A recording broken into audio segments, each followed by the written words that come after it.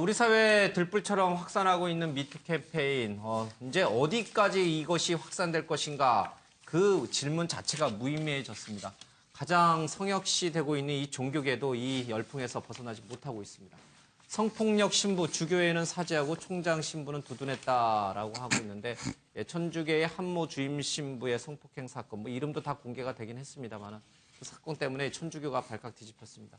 문화예술계는 말할 것도 없습니다. 특히 이 연예계도요. 천만 조연 배우인 오달수 씨, 그리고 시사만화가, 대표적인 시사만화가 있던 박재동 씨도 과거의 자신들의 행위를 부인하다가 결국은 사과를 좀 했습니다. 오달수 출연 신작만 4편입니다. 지역 축제에도 불똥, 문화계가 패닉에 빠졌다라고 얘기를 하고 있고요. 그런데 이게 문화예술계만의 문제겠습니까? 지금 서울대, 세종대, 제주대 등 각 대학에서도 쉬쉬하던 학생들이 하나둘 용기를 내면서 미투 캠페인에 참여하고 있습니다. 교수가 볼에 뽀뽀하고 포옹했다. 대학가도 쏟아지는 폭로가 이어지고 있다라고 하고 있습니다.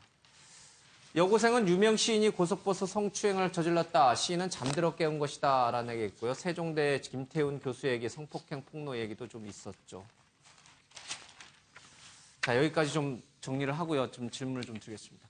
윤 대표님, 네. 지금 이제 개학을 앞두고 있어요. 대학 개강을 앞두고 있는데 교수들이 벌벌벌 떨어서 학교 가기 싫다는 우스갯소리가 막 나올 정도가 되고 있습니다. 물론 이제 지금 연예계도 마찬가지고요. 지금 정치권도 벌벌벌 떤다는 얘기가 앞서 이제 만평에 잠깐 있었습니다. 이 미투 캠페인 열풍이 과연 어디까지 갈 것인가? 밤잠을 못 이루는 남자들이 상당히 많다라는 얘기들이 계속 나옵니다. 그러니까 검찰부터 그 안태근 검사장 추행부터 시작돼가지고 지금 어떻게 보면 들불처럼 일어나고 있죠. 고은 시인부터 문화계, 연예계, 학교 다 하는데 제가 보기에는 앞으로도 이게 저는 계속 갈 것 같은데요. 참 올 연말까지도 갈 수 있겠다. 지금 국회만 어떻게 보면 조용한데 일부 그 직원들이 국회 보좌관들이 얘기하잖아요. 가장 심한 데인데 아직 국회가 노출 안 됐다. 그러니까 우리 사회가 그동안에 너무 좀 심하게 이렇게 좀 억눌려 오고 성에 대해서 너무 좀 무지막지하고 좀 인식이 없이 좀 여직원들이나 어떻게 보면은 그 갑과 을과 관계로서 권력으로 누른 거거든요. 권력 관계가 권력 관계죠. 그래서 이런 거는 우리 사회가 고질적인 문제라 앞으로 좀 계속 나올 것 같다. 그래서 여기에서 관련된 사람들이 좀 더 솔직하게 이렇게 해야 되는데 사과하는 방법도 이상하잖아요. 다 내려놓겠다. 뭘 내려놔요? 머리에 이고 있습니까?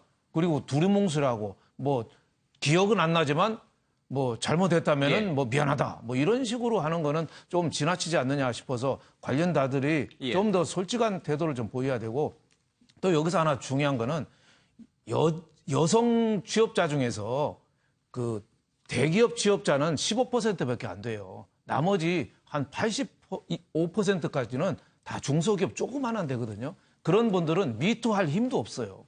그게 아마 더 큰 문제. 지금 미투 하시는 분들은 그래도 검사에다가 연예계 배우에다가 학생에다가 그래도 좀 괜찮은 사람들인데 정말 바닥에 있는 사람들은 이 미투할 힘도 없는 그런 사람들이 어떻게 보면은 산에 갑한테 당했다. 그래서 우리 사회가 남녀 평등 문제부터 갑과 을과 반대부터 모든 게 다시 좀 점검되는 촛불 시위라는 게 사실은 촛불로 끝나면 안 되잖아요. 사회 적폐라든가 잘못된 거 모든 걸 다 바꿔야지 미운 사람 잡아내는 게 적폐가 아니잖아요. 어떻게 보면은 60년대, 50년대 이후로 우리 사회에 켜켜이 쌓인 거를 좀 바꾸는 그런 계기가 됐으면 합니다. 알겠습니다. 그러니까 미투 캠페인에 동참하고 싶어도 그렇게 할 수 없는 더 열악한 처지에 있는 수많은 여성들이 있다는 점. 특히 그 가운데는 제3국에서 온 외국인 노동자들, 특히 여성 노동자들, 한국인 사장한테 얼마나 많은 그런 일이 있었는지 그런 것들은 우리가 좀 관심 있게 좀 지켜봐야겠습니다. 한 가지만 더 짚고 가죠. 지금 이제 시사 만화가 박재동 씨 얘기도 나오고 있고요. 천주교 정의구현 사제단 출신의 한모 신부 얘기도 나오고 있습니다. 자, 이것이 정치적으로 진보층을 분열시키고 문재인 지지자들을 갈라놓는 정치 공작의 대상이 될 수 있다. 김어준 씨의 얘기긴 합니다만은 실제로 그런 움직임이 있습니까? 진보와 보수의 이 젠더라고 하는 문제, 여성 인권 유린이라고 하는 문제, 권력 문제, 이것이 진보와 보수로 나눠서 이렇게 공격의 대상, 빌미가 될 수 있는 겁니까? 저는 그게 동의하지 않고요. 김어준 씨 말에 동의하지 않습니다. 그리고 지금 현상은 한마디로 정리하면 권력이 있는 곳에 성폭력이 있다거든요. 권력이 있는 곳에 어떤 곳이든 성폭력 있어온 걸 지금 입증하고 있지 않습니까? 예.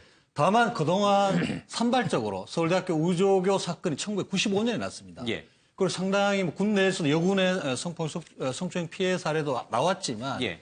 이 사회 시스템이 이걸 해결을 해주지 못했던 거예요. 오히려 피해자를 뭔가 나쁘게 몰아가고 했던 이 사회적 시스템을 고치는데 예. 시간을 많이 줬지만 못 고쳤다는 거죠. 그리고 이것이 개인적으로 저 사람이 나쁘기 때문이라고 하면 예. 그 사람이 지나가면 그럼 끝나느냐?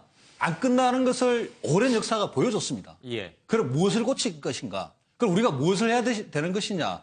이런 쪽으로 뭔가 발전적인 방향으로 생각을 해야 될 것이고 크게는 이 사회 시스템을 바꿔야 되는 것이고 예. 그다음에 그런 가해자 피해가 나타났을 때 명확하게 예. 거기에 대해서 불이익과 처벌이 가해지고 예. 그다음에 거기에 사회 구성원들이 뭐 조직 보호란 논리로 덮어둘 수 없다는 것을 분명히 인식하고 예. 그러한 제대로 된 시스템이 가동돼서 사회 구성원들 하나하나가 좀 반성하고 고쳐나가는 그런 쪽으로 한번 이번 기회에 예. 어떤 세계사적인 일이라고 봅니다. 사실은 예. 대한민국에서 가장 권력이 있는 검사 내부에서 그 검사가 검사장에 성폭력을 당했지만 예. 그 검찰 조직 그대로 덮어두고 몇 년을 방치했다는 것입니다. 예. 그걸 한번 다시 한번 생각해봐야 됩니다. 알겠습니다. 뭐 누군가는 양의 탈을 쓴 늑대의 진면목을 봤다. 이제 이렇게 얘기하시는 분들도 있습니다.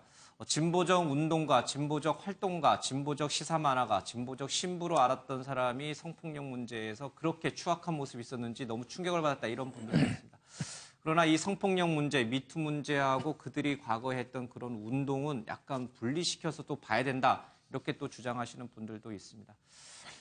예, 이 문제 조금 시간상 넘어가겠습니다. 문재인 대통령이 대구를 찾았습니다. 2.28 대구 민주운동 얘기를 했는데 뭐 이 얘기는 뭐 그냥 시청자 여러분들께서 참고로 좀 보시고요. 문재인 대통령에 대한 이 가짜 뉴스가 좀 있어요. 김영철 방문 때 이제 머리를 깊게 숙이는 모습이 있는데 뭐 미투 캠페인에도 가짜 폭로도 있다 이런 얘기가 지금 조심스럽게 나오고는 있습니다. 그런데 가짜 뉴스가 사실 너무 많아서 어디까지 우리가 믿어야 될지 모르겠습니다. 김건세 변호사님, 저렇게 트위터나 SNS에 페이스북 같은 데 저런 사진을 합성해서 올리면 뭐 미투 캠페인에도 가짜 폭로도 있긴 합니다만 이걸 우리가 대부분 다 그냥 받아들이지 않나요?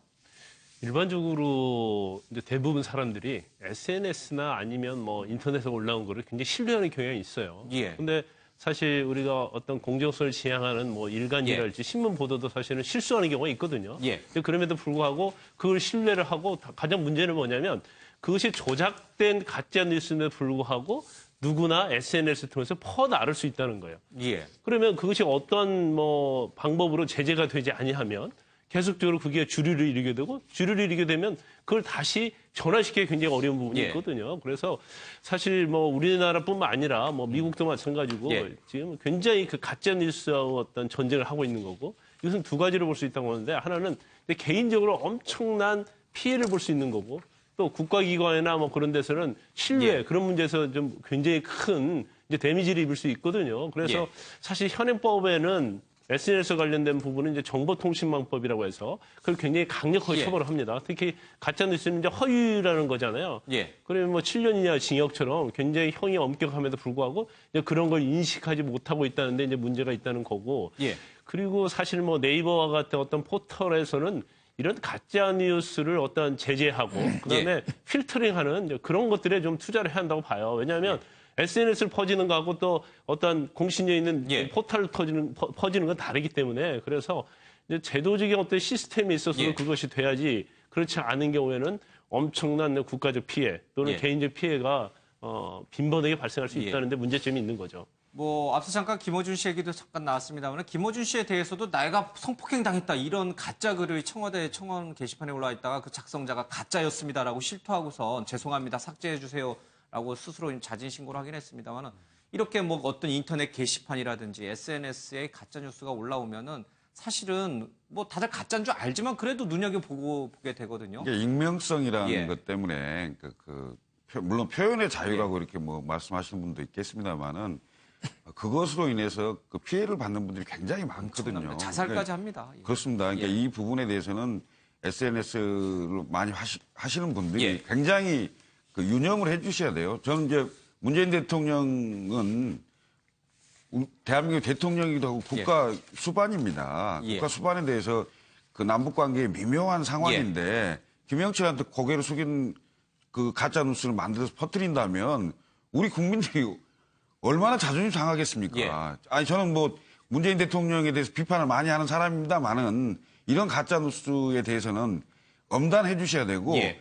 특히 그 선거를 앞두고 정치권에서는 더 심하거든요. 예. 이런 부분에 대해서도 좀 유념해서 봐줘야 된다 이렇게 보입니다.